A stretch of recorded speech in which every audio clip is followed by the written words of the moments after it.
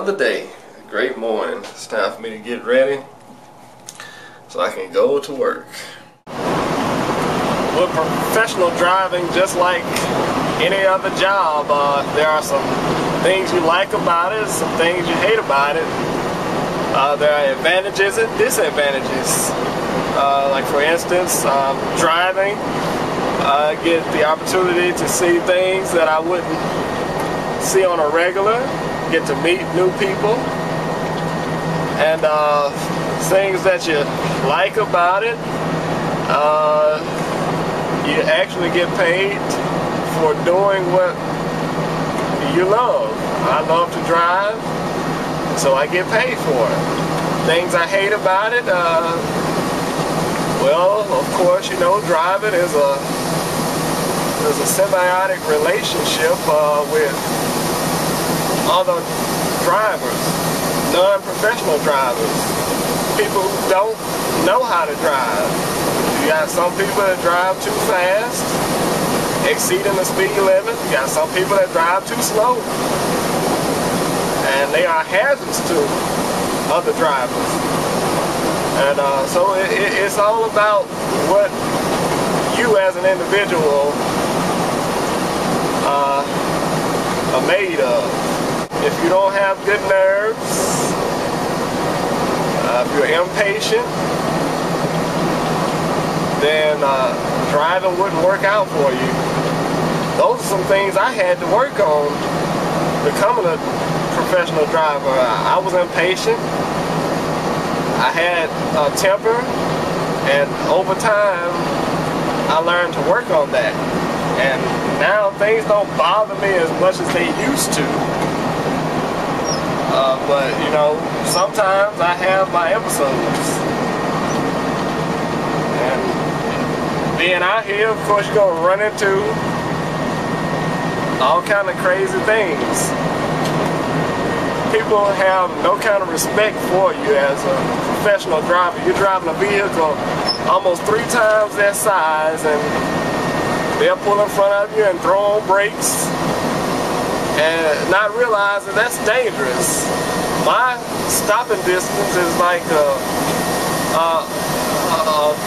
or 5 times greater than their stopping distance. So they pull out in front of me and throw on brakes. It's like a death sentence.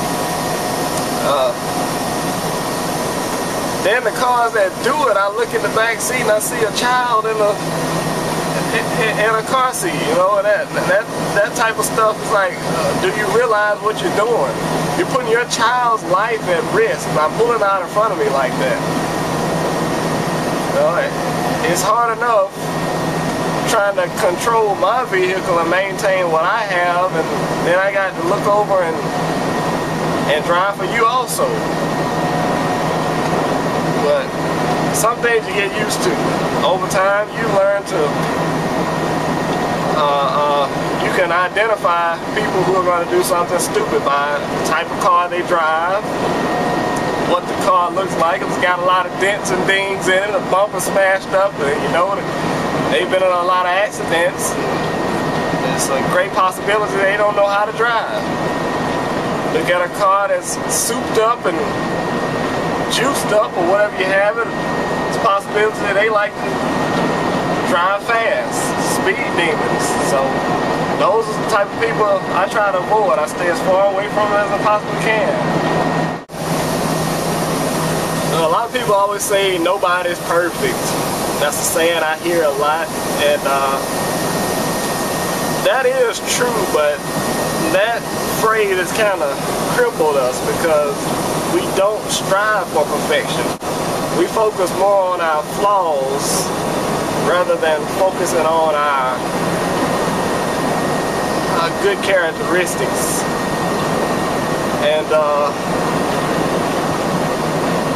character, I've learned, it goes a long way.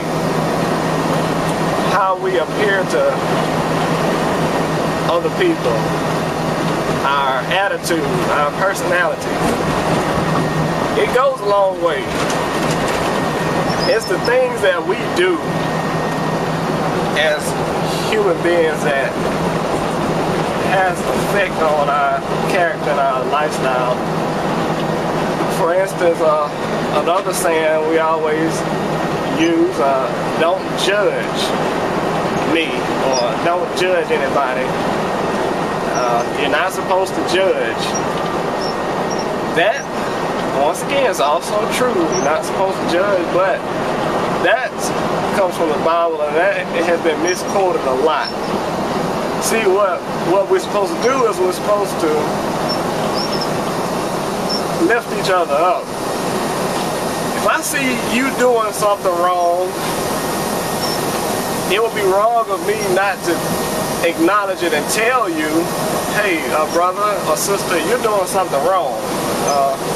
You might want to, just like this guy right here, decide he's going out in front of me. He just did something wrong. But back to what I was saying, just like if I see you in a store and you decide you want to steal something. Now, if I don't say anything to you, it's safe to say I'm participating in the robbery or the theft by not reporting you. But then, because we're so used to living negative lifestyles, I will be considered a snitch or a tattletale, or whatever you have it. That's what I would be considered for being right.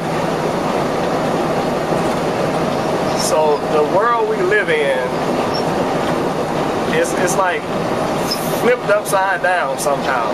What's right is wrong and what's wrong is right.